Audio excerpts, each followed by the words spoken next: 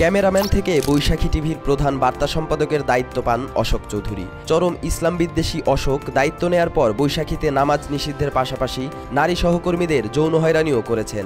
সম্প্রতি সাংবাদিক ইলিয়াস হোসাইনের ইউটিউব চ্যানেলে প্রকাশিত একটি ভিডিওতে এমন দাবি করেছেন ভুক্তভোগী এক নারী সাংবাদিক। সে মেয়েদেরকে ব্ল্যাকমেল করে, মেয়েদেরকে ব্যবহার করে এগুলো ভিডিও করে এগুলো দিয়ে বিভিন্ন শিল্পপতি এমপির কাছে পাঠায়। ভুক্তভোগী এই নারী 2017 সালে বৈশাখীতে কাজ শুরু করেন। সময় পেরিয়ে গেলেও চাকরি স্থায়ীকরণ করা হয়নি তার, উল্টো স্থায়ীকরণের জন্য শর্ত জুড়ে দেওয়া হয় তাকে।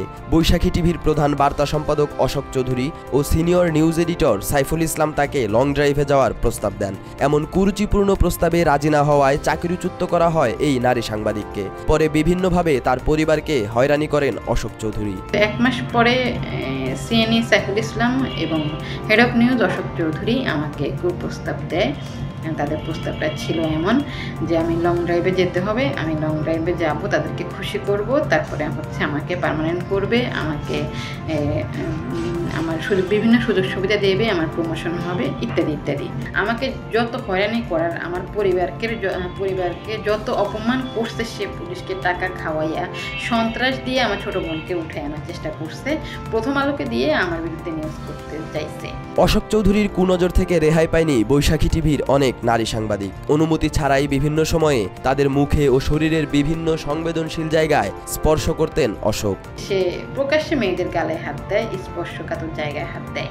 শুধু নারীদের যৌন হয়রানি করাই না, বৈশাখী টিভিতে নামাজও নিষিদ্ধ করেছিলেন অশোক চৌধুরী। কেউ যদি টুপি পাঞ্জাবি পরে অফিসে আসতেন তাদের শাস্তি দিতেন বলেও অভিযোগ করেন এ নারী।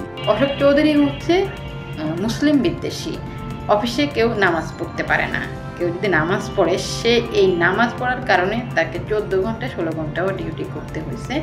এমনকি যারা দাঁড়িয়ে রাখে তাদেরকে কিন্তু সে পছন্দই করে না, সবাইকে সে চাকরিচ্যুত করে। বিগত সরকারের আমলে সাংবাদিকতাকে খেলনা পুতুল বানিয়ে রেখেছিলেন শেখ হাসিনা, আর হাসিনাকে এই কাজে সহযোগিতা করেছেন অশোক চৌধুরীর মতো অনেক সিনিয়র সাংবাদিক। গণ আন্দোলনের মুখে হাসিনা ভারতে পালিয়ে গেলে একে একে প্রকাশিত হয় এসব সাংবাদিকদের অপকর্মের চিত্র। এরই জেরে গত সোমবার জাতীয় প্রেস ক্লাবে 37 জন সাংবাদিকের সদস্যপদ স্থগিত করা হয়। এই তালিকায় হত্যা মামলার আসামি অশোক চৌধুরীর নামও রয়েছে। এছাড়া ইকবাল সোবহান চৌধুরী, ফারজানা রূপা, প্রভাস আমিনের মতো আওয়ামীপন্থী সাংবাদিকদের সদস্যপদ স্থগিত করা হয়েছে। সালাউদ্দিন সাজু, বাংলা এডিশন।